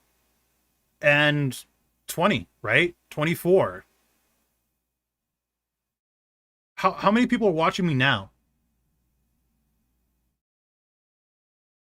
Like, honestly, how many people are, like, I literally do not know the answer to this question. Like, because I don't keep my stats up. I have no idea how many people are watching me. How many people are watching me right now? So at my peak, I was doing like a good solid 20, 24, right? In the months I was super active, and I really dipped over here because I did my transition from Twitch to YouTube. My stream hours completely dropped. 36. So that's pretty good, right? What was my peak? I'm surprised there's even 36. I'm not gonna lie. But like, I know it's more than 20, but like my peak, if I'm averaging 36 right now, my peak was probably like around 40. So I've done significantly better on YouTube, on a platform, by the way, that doesn't really hype up live streaming, right? People don't come generally to YouTube to watch live streamers. In fact, if I did everything, well, which I'm doing right now, right? Building up this YouTube channel in particular, and funneled those people over to my Twitch channel, I would probably have more of a higher concurrent viewer base than I would here on YouTube. Because again, YouTube isn't a place that people think about watching live streamers or watching content, right? You might get lucky. You might get featured somewhere. You might be unrecommended for somebody. But for Twitch to build an intelligent machine learning system akin to something like YouTube or Instagram for discovering people, or even a hashtag system, y'all can't even argue if you should. Y'all can't even decide if you should have hashtags or not. Right now, there's a whole debate going on about if tags are even a good thing or if people are using them to find and harass marginalized groups, which is a legitimate debate. So Twitch building a system that gets you discovered for being a small broadcaster is a non-existent. And a lot of you are clicking the start streaming button, and you are quite literally wasting your time talking to very few people that are just coming back every day, or no one. You're just talking to nobody. And and this pains me the most, and it's why I put this as the most important thing, because so many people are putting 6 hours a day or 8 hours a day or 12 hours a day into live broadcasting to absolutely no result, and you will never go anywhere. And you could be doing anything else. You could be making little crafts on Etsy. You could be working as on Thumbtack. You could be driving an Uber. You could be doing anything to generate value besides that. It drives me crazy because I don't like to see people who are aspirant professionals just utterly pissing their time into the wind. And that's what most of you, and I mean like really most of you, 99% live Twitch broadcasters. You will never get discovered on this platform. You have to do external marketing on platforms that allow for that discovery. You've got to make YouTube videos. You've got to post on Instagram. You've got to use hashtag systems of intelligent machine learning driven websites like Twitter. Hashtags isn't as important, I've personally found. It probably might be for other people, especially when you're building up an audience base. But I want to use like another example here. So you guys have seen me talk about Licorice. I'm sorry, I know I'm butchering your name every time I say it, in the past. But she has something like, what is it? I saw you earlier. Where are you? Where are you? I think you're at like 3K subs now or something like that, if I remember right. But I know if they started doing a call to action, a CTA, for that she is live streaming on Twitch and come watch me on Twitch on all the videos that they posted and all that fun jazz. Right now, I know for a fact that she could be averaging easily 20. Easily 20. Right? Because they spent so much time, so much effort building an audience and a following on a platform like Twitch. Getting people to watch them on a different platform would be fairly easy. Like Instagram, like TikTok, that's where that audience can be built. And then you transfer that viewership 1K? Okay. over to Twitch. Even at 1K, I know you can get a way higher concurrent viewership than the vast majority of people that are VTubers on Twitch right now, because again, it's not, it doesn't take a whole lot, but you could be in the top 10%, top 5% of Twitch with just 10 average viewers. Isn't that crazy? Like, to me, that's insane. Time, discovery on Twitch will get a little bit better, but it just will never be at the level, especially now, where you can just build a brand up on Twitch. Like, unless you do collabs and unless you get involved with like a group of people, and like that should be like a 6.A. Don't ever rely on like hosts and raids. Like, oh, I'm just one host away from being the next big thing.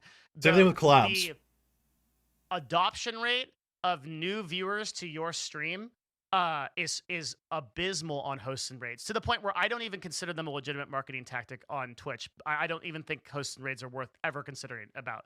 They're totally worthless.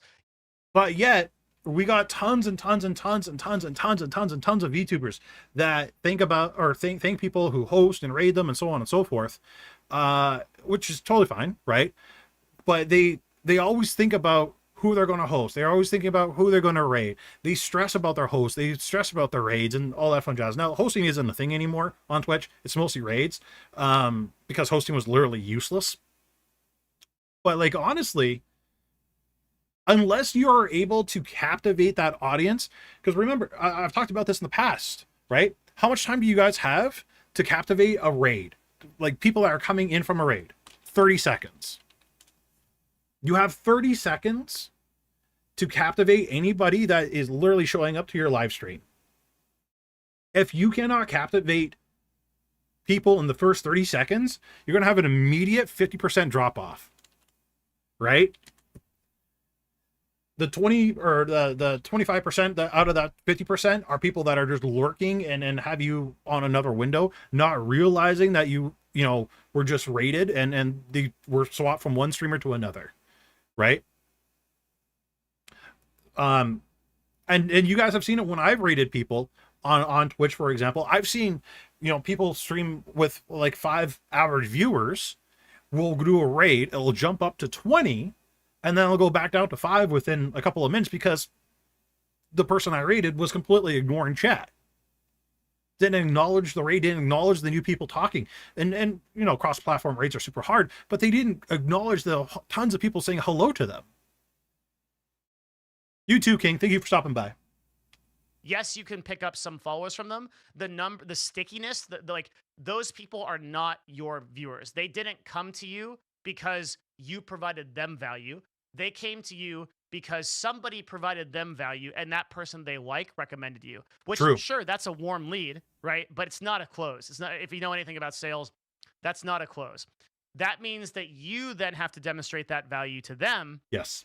In order for you to get that person as a viewer, but they're always still going to be loyal to that person predominantly. And I've made that mistake myself, where I did a lot of collabs with other broadcasters early in my career, and it took a long time to climb out of that and build my own audience, all of which would have been impossible without this YouTube and without.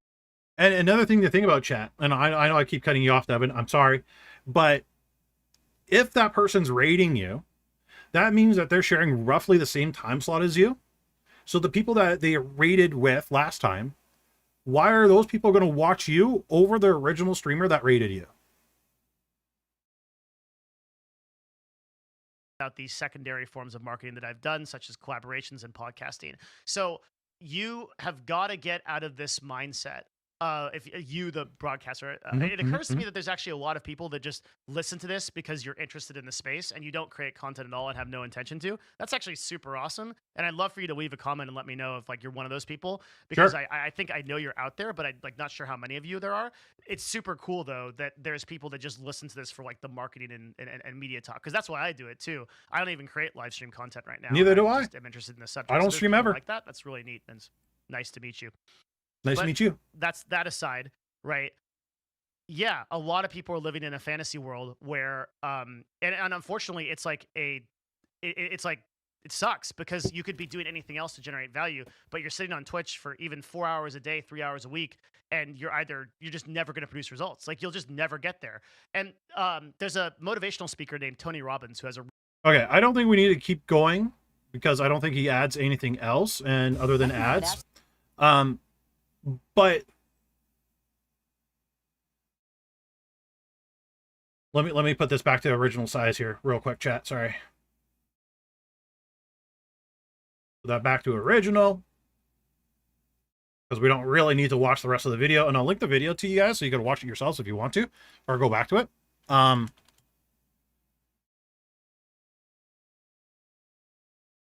But like realistically, everything that he went over right now, what did you guys think about it? Like give me your realistic answer. Give me your honest answer. There was quite a bit there to unpack.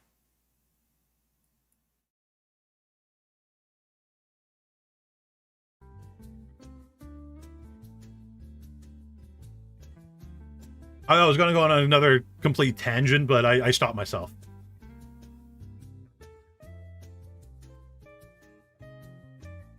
But like, truly, chat, like, what do you guys think about that? Like, because people don't grow off hosting raids.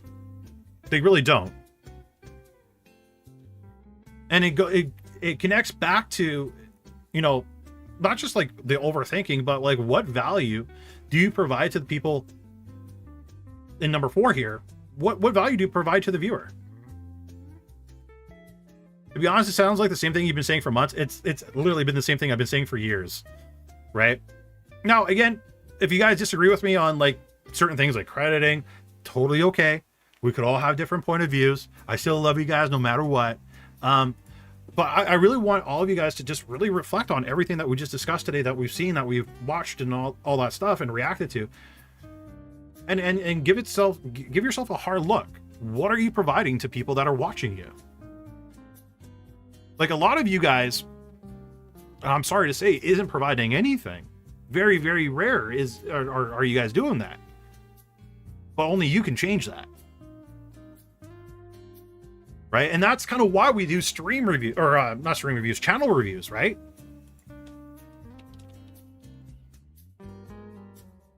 You know, Sapphire and I have mentioned, like, what are you guys doing? What kind of information are you making? What kind of, like, what's your target niche?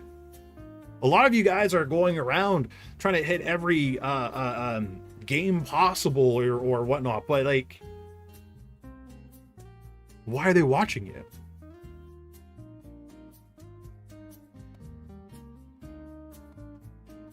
I think Devin is wise and correct. It could all be summed up with do stuff on YouTube, preferably other than just video games. Yeah, right. I push you guys all the time, right? I've talked about Licorice until the cows came home, and until the aliens invaded. But that's like one of many people that I'm super proud of, because they found something of value, something that they're super passionate about, and something that is different than literally the vast majority of the VTubing sphere. Like, way different than most content that you see on Twitch. 99.9% of Twitch. VTubers on Twitch, right? It's unique, it's nice, it's educational, it's watchable. And I hope a lot more of you guys do something around those lines as well, of like, not the same content, but like finding what makes you tick, what makes you what gives you passion.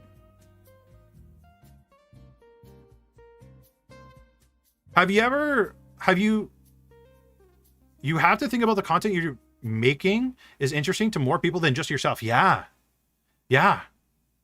It's true, right? But the thing is, like, there's tons and tons and tons of VTubers that can't even watch their own content. Also hits topics that people are too afraid to speak of. Oh my God, that is absolutely true. There's topics that I'll avoid that they'll touch up on, and I love it.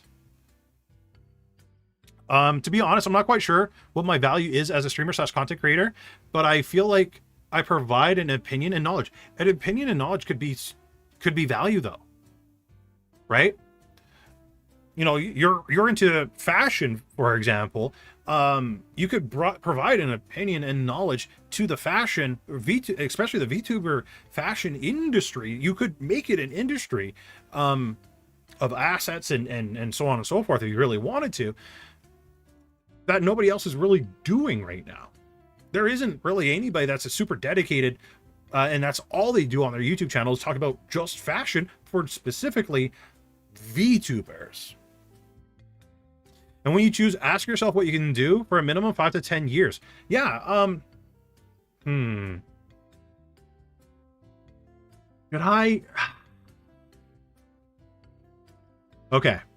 Chat, I'm going to show you guys something. I'm going to show you guys something I've never showed on stream. Ever? Huh. Do I want to do this? Ah. I'm going to regret this. I am going to regret this. I know I will. Yeah, I'm going to regret this. Here we go. God, I can't believe I'm doing this. God help me. God help me, I'm doing this. All right. You guys want to see, like, OG content from VTuber Senpai? And I mean, like, OG. You guys want to see, like, pre-VTuber Senpai stuff?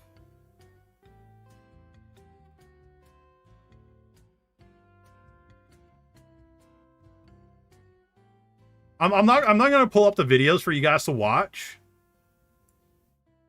but I'm gonna show you guys.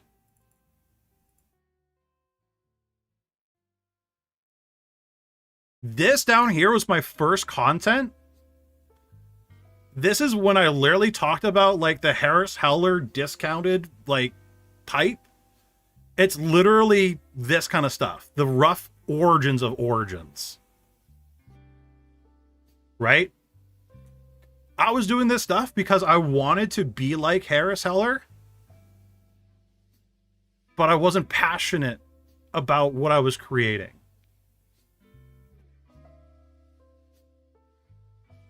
I didn't believe in it. I didn't actually like it.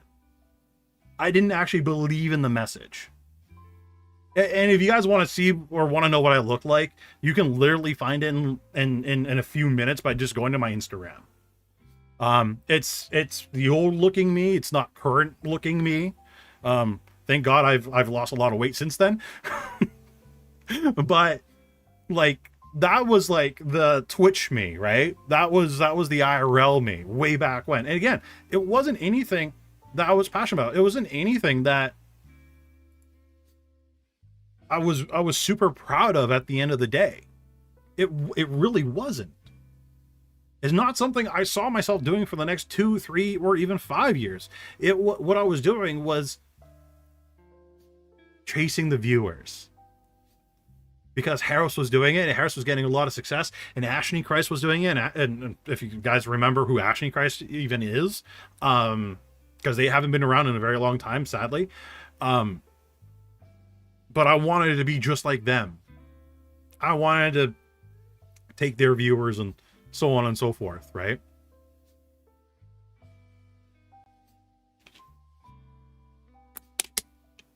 Okay, now I'm out of water. So, again, chat, and I showed you guys my super dark IRL past. You're gonna have stuff that you're not gonna be super proud of. You're not gonna be that you're gonna think is super cringe. We all start somewhere, right? But yeah, there you guys go. Break of reality, or VTuber reality, I guess. Any questions of anything that we just covered today? Or questions of anything?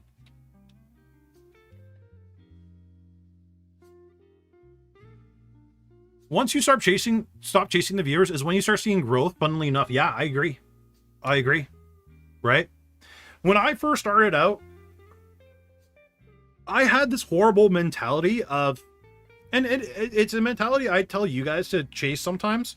What will get me the views? And again, I do encourage some of you guys to do this. But I toss in lots of caveats to it. But I wasn't really focused on what will get me the views, but that I'm actually happy and proud of making. I was like, what can I do to get the views just so I could grow fast? Doesn't work.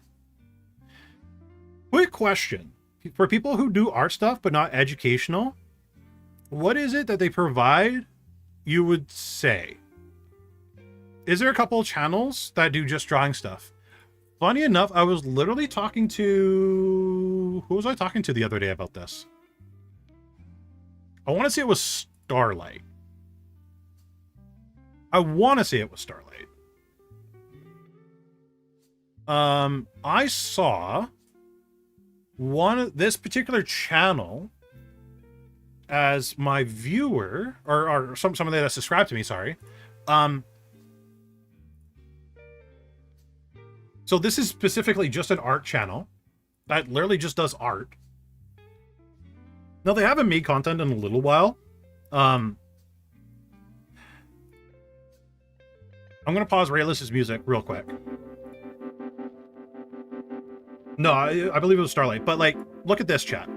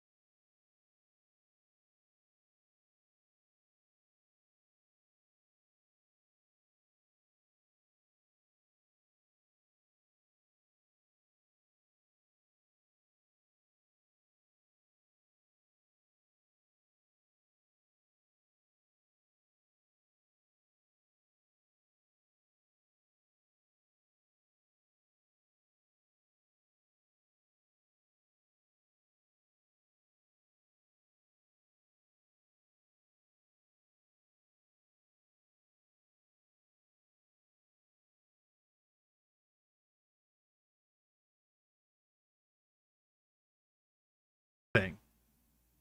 Notice how everybody that's literally like answering right now, how all your answers are different.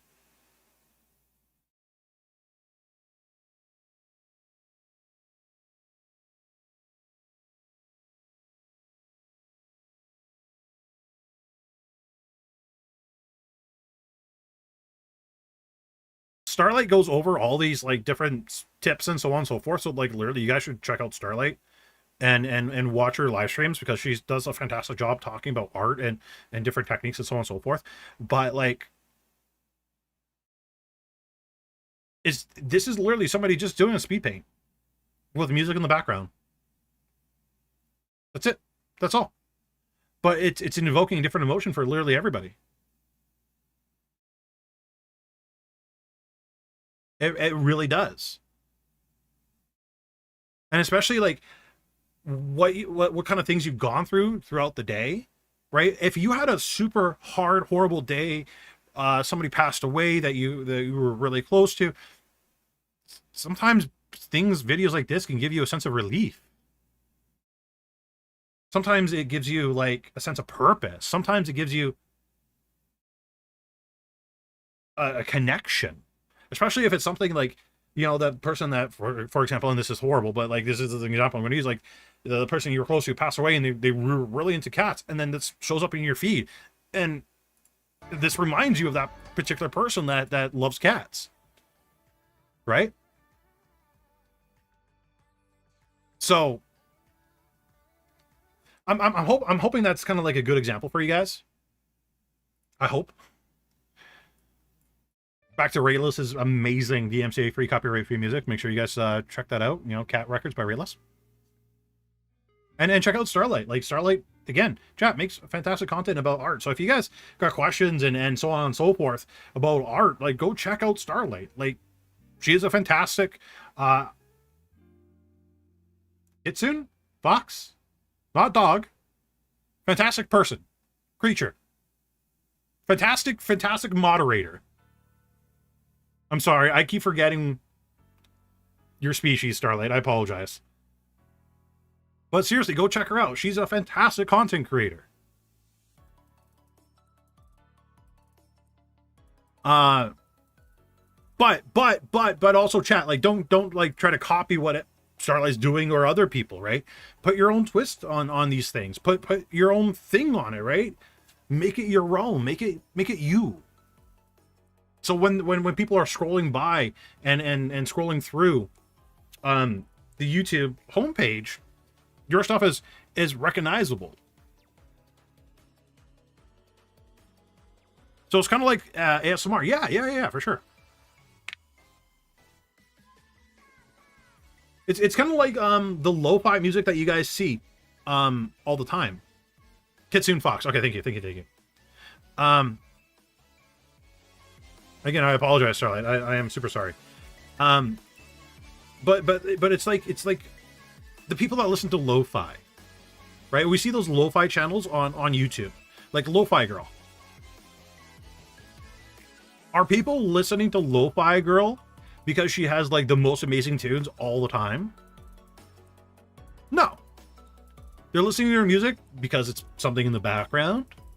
Again, maybe they're having a bad day. They just need something chill and to listen to. Maybe they're there to support the artist or the YouTube channel, right? Maybe they're there. Have you guys seen Lo-Fi Girl's chat on YouTube? Like, have you guys actually seen Lo-Fi's chat? All it is streaming music. That's literally all that happens on there. Look at the chat. Different languages, right? People in different languages talking to each other. Sorry, I'm blocking the chat. But and it's people literally just chilling and listening to Lo-Fi Girl, but they're talking to each other. So what value is Lo-Fi Girl bringing to people that are listening to her?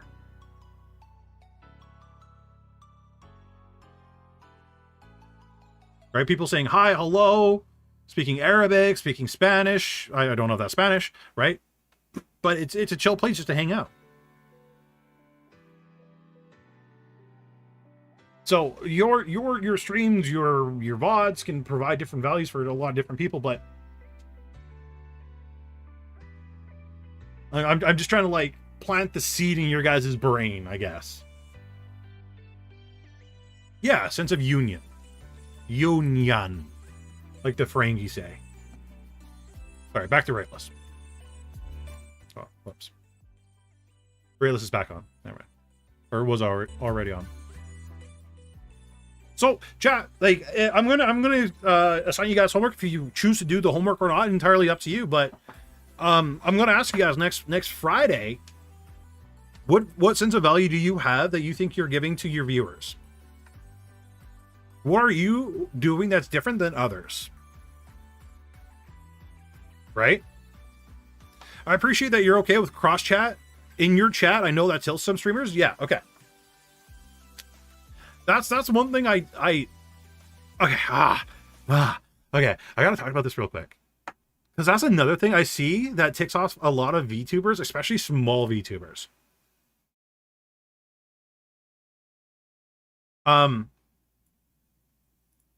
Can we pull up an example of a large VTuber that's streaming on Twitch right now? Browse. Who's a large VTuber? Project Melody. Playing Star Rail. Right?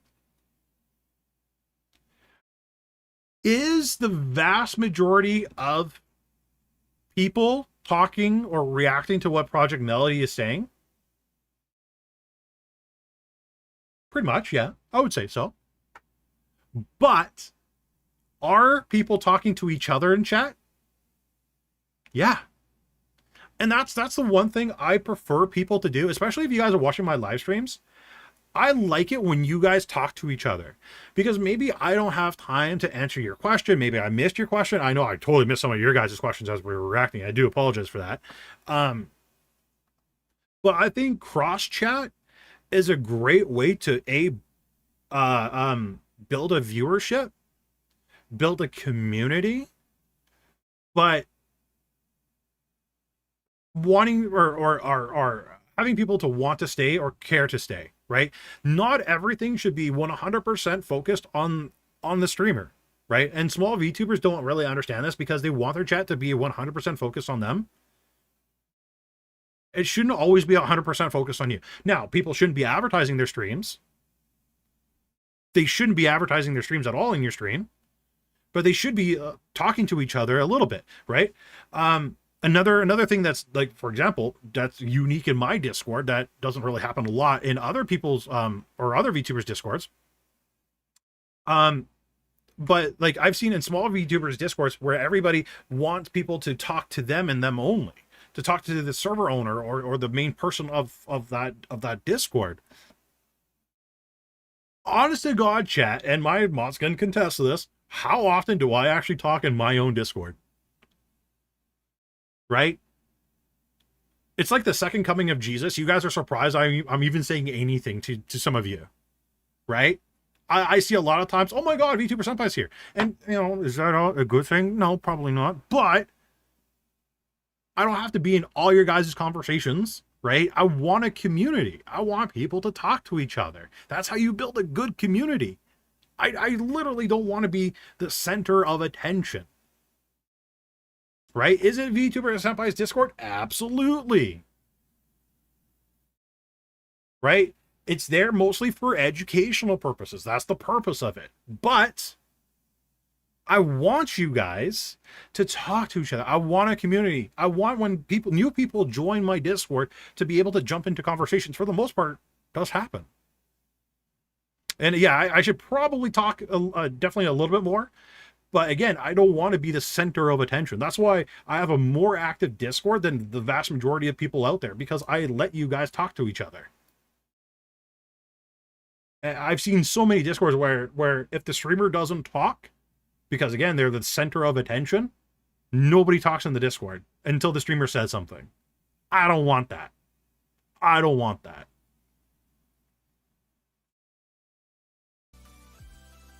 So encourage your Discord to talk to each other. Bring up topics, questions of the day, questions of the week, right? That was super popular in my Discord for the longest time. Now you guys go on crazy tangents about God knows what anymore, which I think is good because I don't need to know your guys' conversations all the time, especially in 9 different channels. 500 people with 1% knowledge can be better than one person with 80% knowledge, even if it's more chaotic. Yeah. But I do need to make more of an effort to definitely pop in more often and not always rely on my mods to handle things. I am very bad for that. Very bad for that. Sounds like reverse psychology to me. Hey, it's something that works, that's for sure. That's all I can say. Any other questions for tonight, chat? We're probably going to call in the next 5 minutes or so please ask any questions you may have. I'll answer one more and then we'll go from there. And while we go from there, I'll see if there's anybody that I want to rate on Twitch. Since I still cannot figure out YouTube rating for the life of me. I don't know why, but I can't.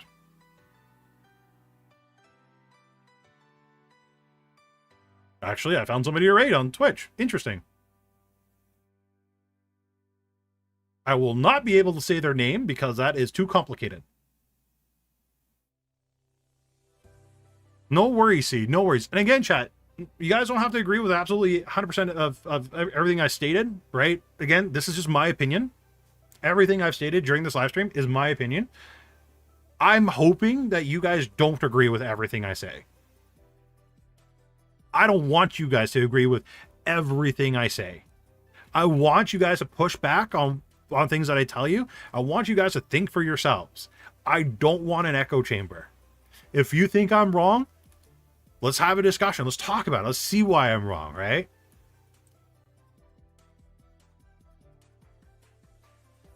Yeah, go for it, Sakura. Share a victory.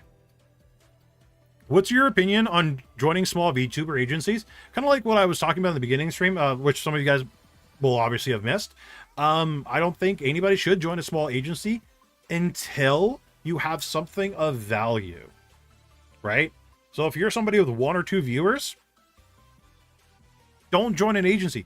You don't even know how to, like, you don't know how to be a entertaining streamer yet. You have no idea. So work on yourself first, and then at that point consider working with others. Is me and even I get into arguments about it. Yeah. I like fighting Senpai. That's good. I like pushback chat. Please, the one thing I never want here is an echo chamber. Question everything. Go to multiple streamers like Rayless. Rayless is a fantastic streamer chat that, like, I will heavily promote as well. Check him out. He has different opinions than me. That's what I like, right? Do we disagree on everything? No. We have a lot of things in common, believe it or not, other than age, because he's younger. But, like, push back on things. Research things. Don't listen just to one person. Sounds like joining with bargaining power. Joining a bargain without bargaining power. Yeah, exactly, spelling. Yeah. All right, chat. We're going to call it there for today's stream. I would like to raid Lazilia.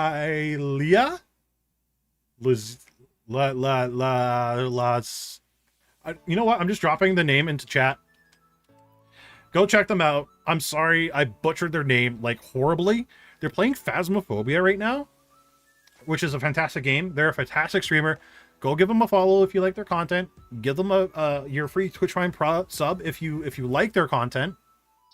They're amazing. They're great. Have a great night, everybody. Kane, that's not funny. Not everybody's younger than me. I'm not the oldest person that watches or that you know that's in this chat. But yeah, go say hi, go say hello. And thank you all so much for coming by. I'll see everybody next Friday. Have an amazing long weekend for you Canadians. And yeah, I'll catch everybody in the next one. Good everybody. Goodbye, everybody.